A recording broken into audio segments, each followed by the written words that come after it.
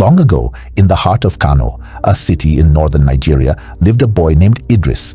He was only 14, but he had the heart of a lion and a mind full of dreams.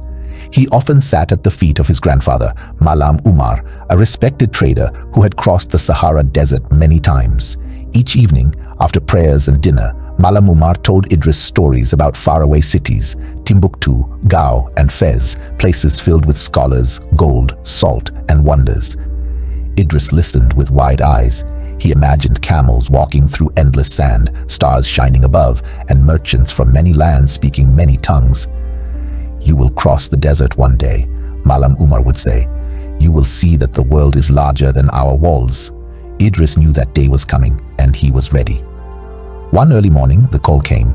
Malam Umar told Idris, "You will join the caravan to Timbuktu. You will learn to trade, to lead, and to survive."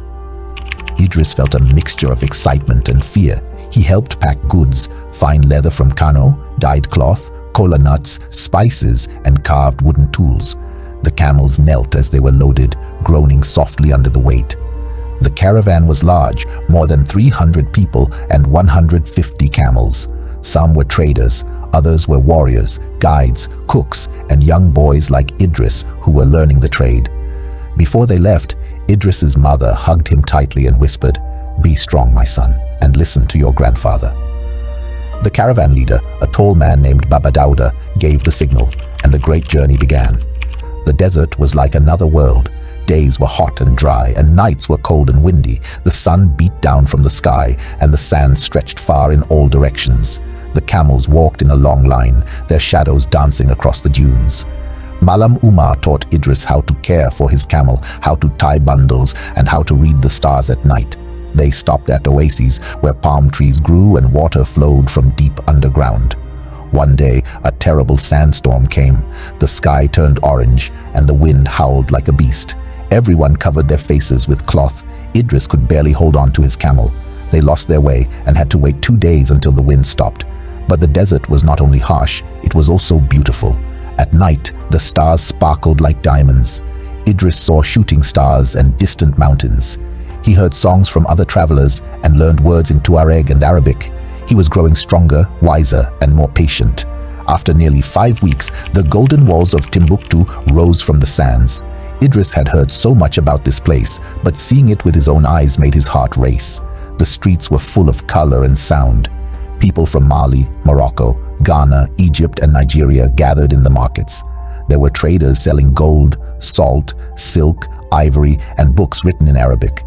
Idris saw scholars in long robes sitting under trees with open books, teaching young students. He visited the Sankore University, where people came from across Africa to learn. In the market, Idris met a boy named Abdoulaye, who was also a young trader. They became fast friends and exchanged stories about their homes. Idris sold his leather and kola nuts and bought salt blocks, beads, and fine cloth to take back to Kano. Malam Umar smiled at Idris and said, "You are no longer just a boy. You are becoming a man of the world." After 2 weeks in Timbuktu, the caravan turned back toward Kano. This time, they carried new goods.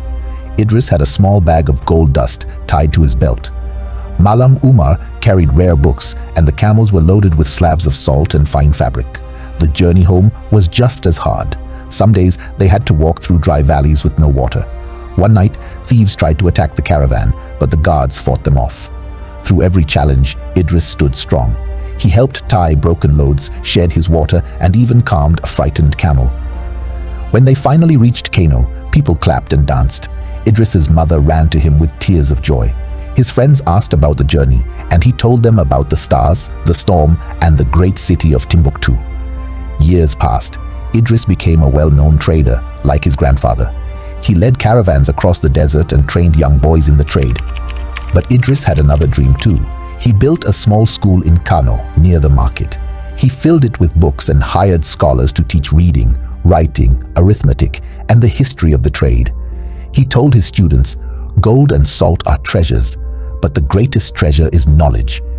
He never forgot the lessons of the desert, the kindness of strangers, the strength of camels, and the beauty of learning. And every evening, he would sit under the stars, smile, and remember his first journey across the sands of gold.